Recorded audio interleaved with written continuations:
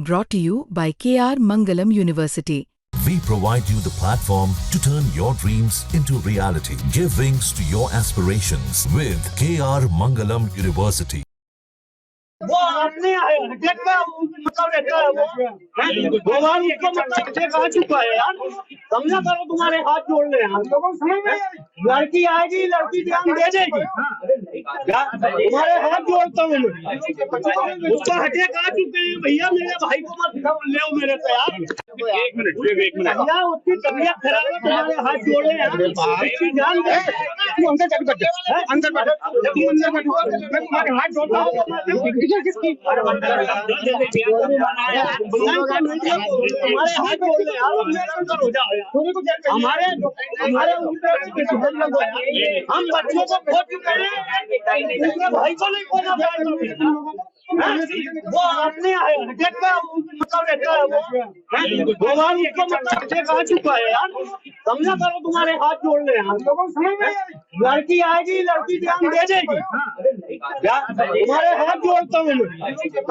उसका अटैक आ चुके हैं भैया, मेरे भाई को मत ले मेरे से यार।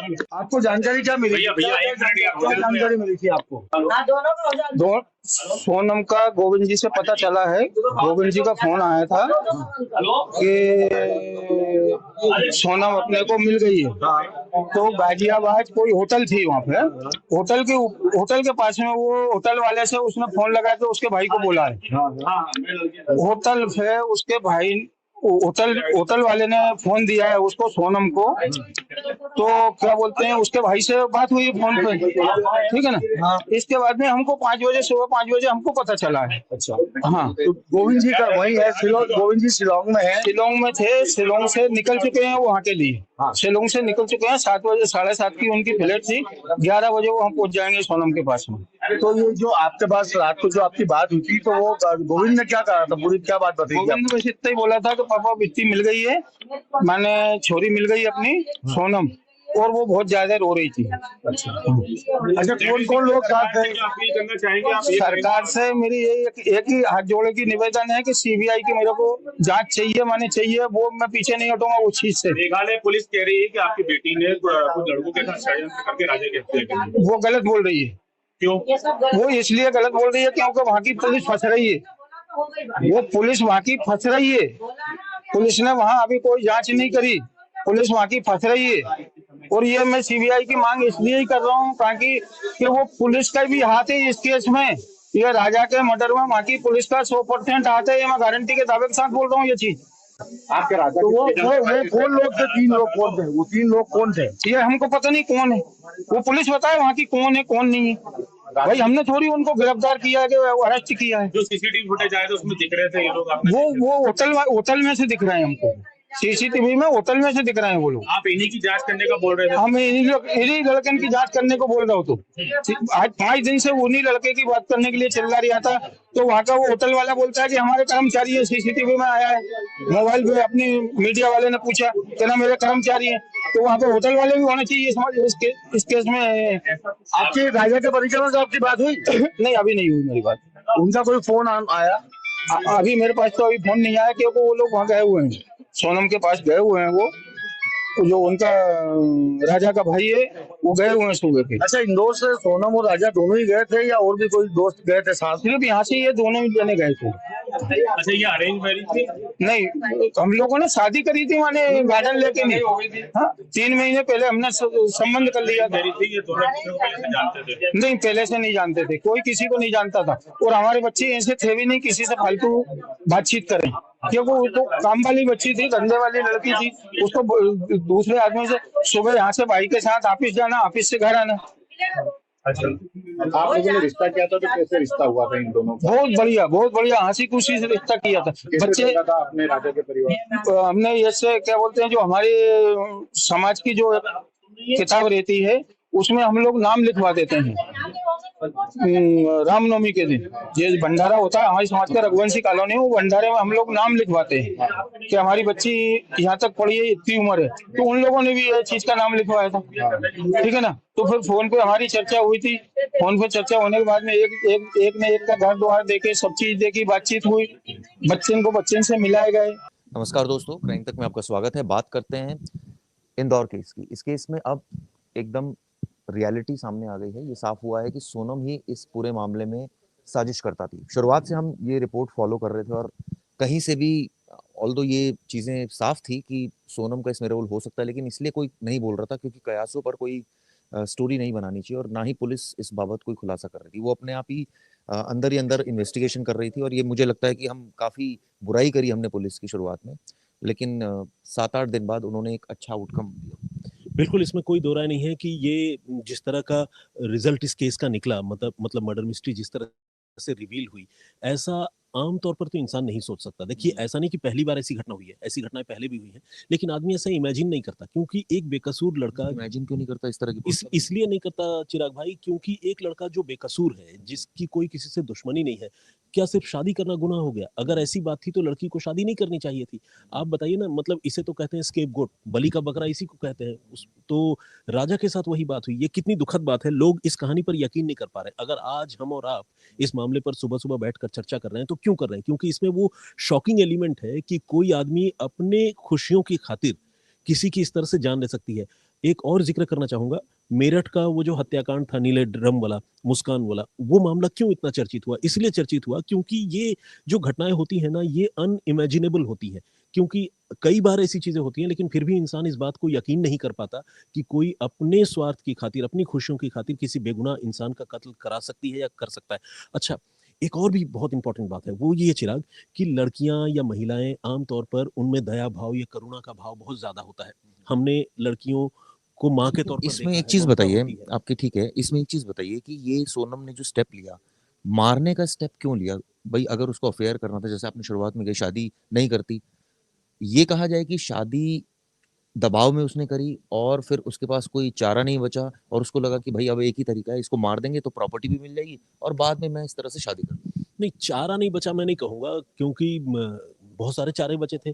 भाग जाती घर से, दूसरा चारा ये था कि डाइवोर्स ले लेती, तीसरा चारा तो ख़ैर मैं बताना नहीं चाहता, लेकिन उससे कम से कम राजा रघुवंशी को नुकसान नहीं होता। आपने शादी दबाव में की, ये बात तो क्लियर है, क्योंकि बगैर दबाव के किसी से शादी करके उसकी हत्या करके फिर अपने प्रेमी के पास वापस जाने की कोशिश करना, ऐसा मुमकिन नहीं है। और सोनम के घरवालों को भी यकीनन सोनम के इस अफ़ेयर के बारे में जानकारी होगी, और सोनम ने भी जो इतना ड्रास्टिक स्टेप ले सकती है, उसने ज़रूर अपने घरवालों को बताया होगा कि मैं किसी के साथ अफ़ेयर में हूँ या इन्वॉल्व्ड हूँ। इसके बावजूद शायद लोक-लाज कह लें या जो सोशल स्टिग्मा है, उसकी वजह से परिवार वालों ने सोनम की शादी कराई होगी। ये मैं अंदाज़ से कह रहा हूँ, क्योंकि ये तथ्य अभी खुलकर सामने नहीं आया है। तो इस उसका नतीजा, उसका आउटकम इतना बुरा होगा, ऑब्वियसली ये कोई नहीं सोच सकता। अब पुलिस ने जब इस मामले में तफ्तीश की तो सोनम गिरफ्तार हुई। सोनम के साथ 3 और लोग गिरफ्तार हुए हैं, जो इंदौर के ही रहने वाले हैं।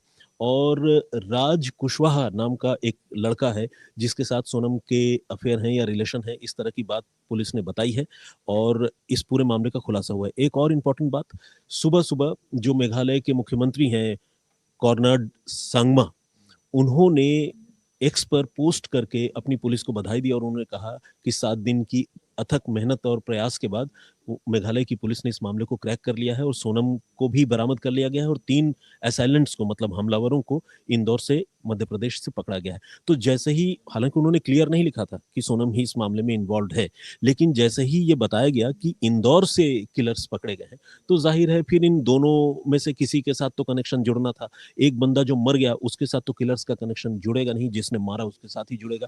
फिर ये कहानी साफ होते देर नहीं लगी कि कत्ल जो है वो सोनम ने ही करा है। लेकिन इसमें एक चीज़ और कि इतने दिनों तक गायब रही और अचानक गाज़ीपुर में आके सरेंडर कर दिया। सरेंडर की कहानी समझ नहीं आ रही। जिसने मार दिया, जो ये ड्रास्टिक स्टेप ले सकती है, वो तो भाग भी सकती है। देखिए, भाग तो दबाव में करना। नहीं, देखिए भाग तो रही थी। मैं तो ये कहूँगा, क्योंकि अगर मान लीजिए 23 तारीख को इनकी आखिरी बार घरवालों से बातचीत हुई थी और 23 या 24 के दरमियान अगर राजा का कत्ल हुआ, तो 23-24 मई से लेकर आज, या मान लीजिए बीते कल की मैं बात करूँ, 8 तारीख ना, बीते कल 8 तारीख था, तो 8 तारीख तक तो वो भागती रही। लेकिन भागने की भी एक हद होती है। आज के ज़माने में जब सोशल मीडिया इतना एक्टिव है, मीडिया इतना एक्टिव है, उनकी तस्वीरें जो है हर जगह पर है, इंसान अपना चेहरा रातों-रात नहीं बदल सकता ना। किसी भी कोने में, किसी भी जगह पर वो छिपती तो उसके बारे में पता चल ही जाता, और ये मामला मच पब्लिसाइज़्ड केस में शामिल हो चुका था। अब आप देखिए, गाज़ीपुर में जहाँ पर सोनम मिली, वहाँ सोनम को लोगों ने देखते ही पहचान लिया। ढाबे वाले ने अलबत्ता पहले नहीं पहचाना था, क्योंकि उसने भी इमेजिन नहीं किया होगा कि मेघालय की सोनम यहाँ पर होगी। लेकिन ऐसा नहीं कि उसे पता नहीं था, उसने बताया कि बाद में मुझे पता चला जब इंदौर पुलिस लेकर गई कि अरे ये तो वही मेघालय और इंदौर वाली मतलब यूपी पुलिस लेकर गई थी उसको ढाबे से। ये पता चला, उसने कहा कि अरे ये तो वही है मेघालय वाली लड़की, इंदौर वाली लड़की। तो इसका मतलब उसने भी देखा था, वो रिलेट नहीं कर पाया। तो आज के ज़माने में भागना, छिपना, इस तरह के केसेज़ में जिस मर्डर केस की तफ्तीश चल रही हो, ऑनगोइंग इन्वेस्टिगेशन हो, वो तकरीबन नामुमकिन सी बात है चिराग। और यही वजह है कि इस मामले में मीडिया और सोशल मीडिया के प्रेशर में ही सही इस मामले का खुलासा हुआ और आरोपी इतनी जल्दी गिरफ्तार कर लिए गए। हम तो मेघालय पुलिस की बहुत शुरुआत में बुराई कर रहे थे। नहीं, मैंने चिराग एक बार भी बुराई नहीं की, मैं आपको दिल से बताऊं, बुराई करने की क्या बात है, वो भी प्रोफेशनल लोग हैं, अपना काम कर रहे हैं, वो सर्च ऑपरेशन चला रहे थे। अच्छा, घर वाले क्या कह रहे थे कि ठीक से ढूंढ नहीं रही है, खाइयों में नहीं जा रही है, एनडीआरएफ जो है वहाँ, आप जैसा आप कह रहे थे उस दिन, मुझे याद है आप कह रहे थे कि स्किल्ड लोग शायद नहीं है, लेकिन एनडीआरएफ और एसडीआरएफ जो लोकल टीम है वो स्किल्ड होंगे ही, क्योंकि वो पहाड़ पर ही काम करते हैं। तो मैंने तो देखिए बुराई साथ नहीं। में ये भी कह रहे थे कि अगर इन केस वो नहीं हुई, वहां नहीं हुई, अगर वो जिंदा हुई तो फिर मतलब हम वो भी एक बात मेंशन कर देखिए वो तो एक इन्वेस्टिगेशन जब चिराग होता है तो पुलिस सारे एंगल को एक्सप्लोर करती है। वहाँ ईस्ट खासी डिस्ट्रिक्ट के जो एसपी हैं, विवेक सिंह उनका नाम है, उन्होंने पहले ही दिन ये कहा था कि सारे एंगल को पुलिस एक्सप्लोर कर रही है और उस एंगल में डिसअपियरेंस, मर्डर, रॉबरी, पढ़ देता हूँ। जो मेघालय पुलिस की प्रेस रिलीज है वो कह रहे हैं कि मेघालय पुलिस की स्पेशल इन्वेस्टिगेटिव टीम और स्टेट डिजास्टर रिस्पांस फोर्स यानी एसडीआरएफ, एनडीआरएफ, इंटेलिजेंस यूनिट्स और लॉ एनफोर्समेंट एजेंसी कई मल्टीपल स्टेट्स में गई और ये इनके मल्टीपल एफर्ट की वजह से ये आरोपी पकड़े गए। सवाल ये उठता है, 3 आरोपियों के बारे में पहले वहां एक लोकल गाइड ने बताया, तो कहानी ये कब घूमी, पुलिस को कब लगा नहीं ये तो मामला कुछ और है, कब ये शक की सुई इस पर? देखिए, मैं आपको अब तक जो जानकारी है, क्योंकि एक बार मैं फिर मेंशन कर देना चाहूंगा कि ये ऑनगोइंग इन्वेस्टिगेशन है और ये एक डेवलपिंग स्टोरी है। हो सकता है कि अभी हम जो बात कर रहे हो कुछ देर बाद उस कहानी में थोड़ी तब्दीली आए, ऐसा नहीं कि पूरी तरह कहानी पलट जानी है।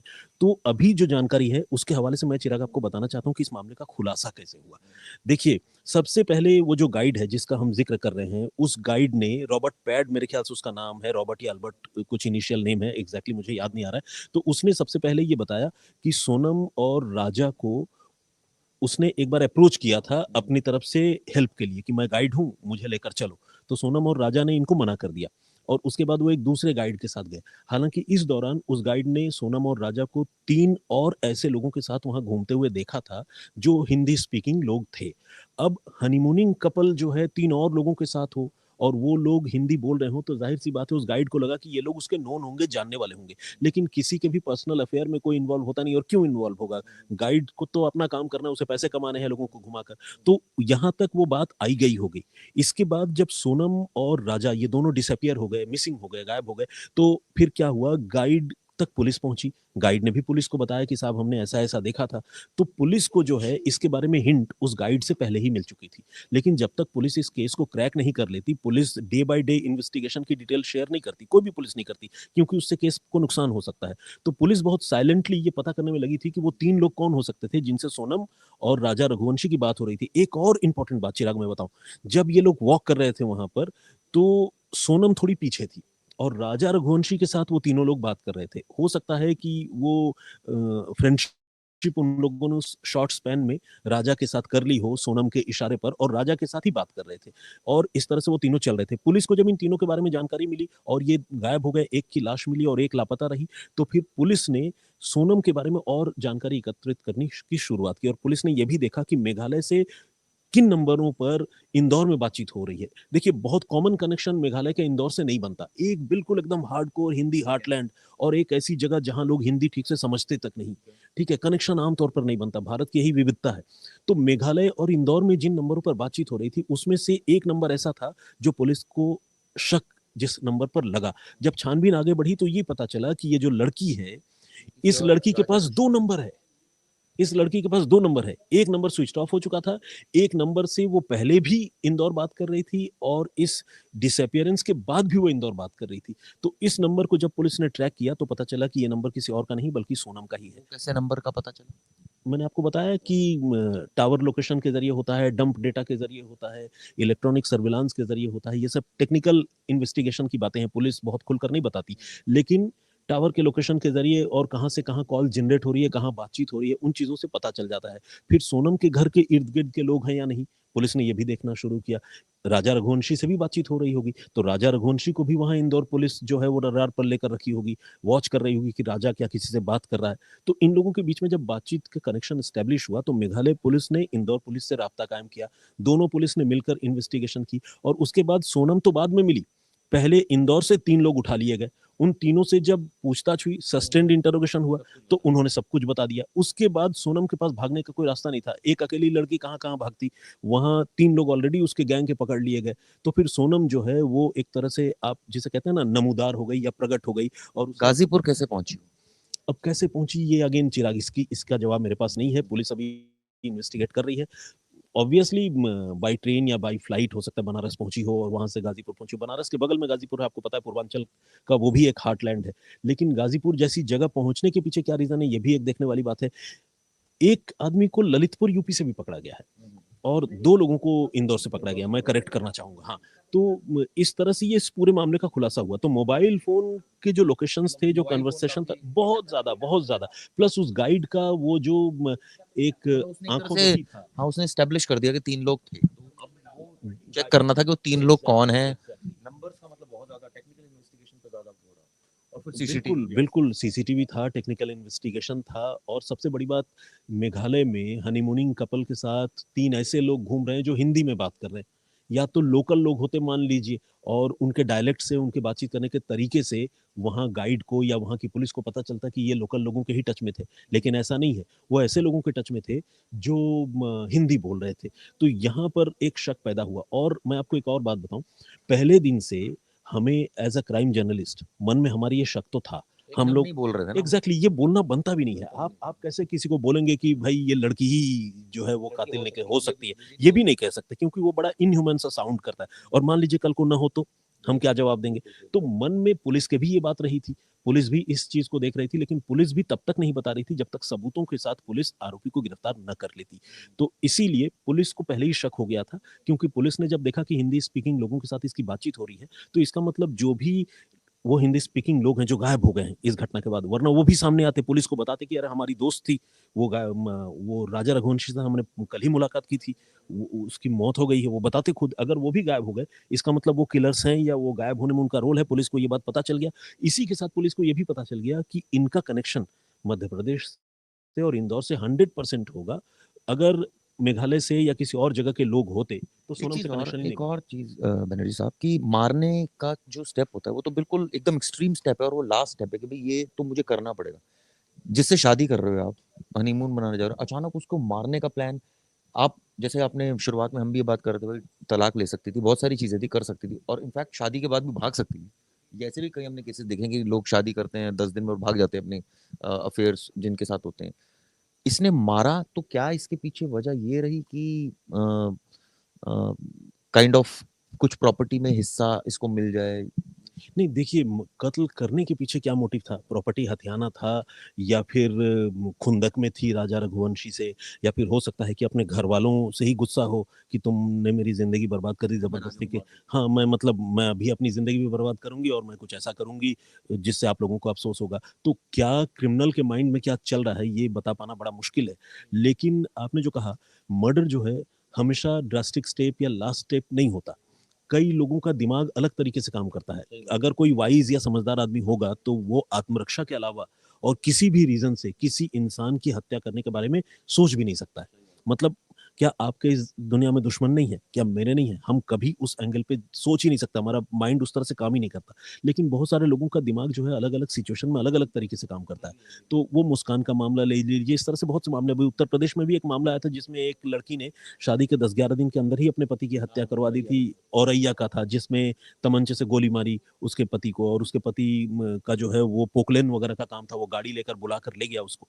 तो इस तरह के मामले आते हैं। लेकिन ऐसे लोग क्यों हत्या करते हैं मुझे आज तक समझ में नहीं आता और इसलिए भी और समझ में नहीं आता क्योंकि ये लोग गिरफ्तार भी हो जाते हैं। ऐसा नहीं कि बच गए।